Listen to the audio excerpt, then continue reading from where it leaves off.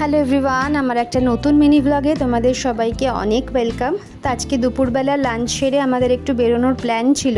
আমার হাজব্যান্ড আজকে এসেছিল এই বাড়িতে, তো কয়েকটা কাজ আমরা হাতে নিয়ে বেরিয়েছিলাম রিয়ানকে ঘুমটুম পাড়িয়ে।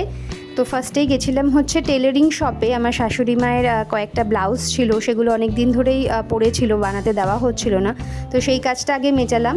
তারপর এখানে ভাবলাম সামনে রিয়ানের বার্থডে আসছে, তো ওর জন্য কিছু জামা কাপড় কেনা দরকার। তো সেই জন্য আমরা চলে এসেছিলাম এখানে বাজার কলকাতায়। আর বাজার কলকাতার কালেকশান দেখলাম এবার বেশ ভালো, বিভিন্ন রকমের জামা কাপড় কিন্তু বাচ্চাদের জন্য স্পেশালি মানে অ্যাভেলেবেল ছিল, আর সাইজও অ্যাভেলেবেল ছিল। তো দেখো কয়েকটা চুজ করে আমরা এখানে নিয়েছি।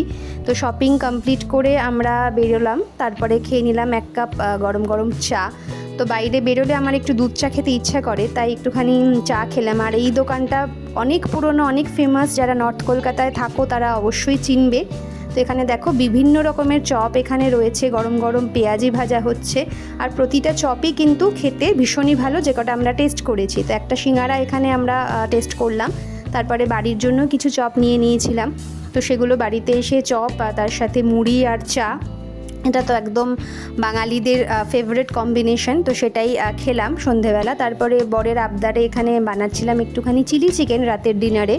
তো এখানে চিকেন ভাজা হচ্ছে, সবজিপাতিও কেটে নিয়েছি। এগুলো দিয়ে এখন তাড়াতাড়ি করে রান্নাটা করে ফেলতে হবে, যা গরম পড়েছে রান্নাঘরে থাকাই যাচ্ছে না বেশিক্ষণ।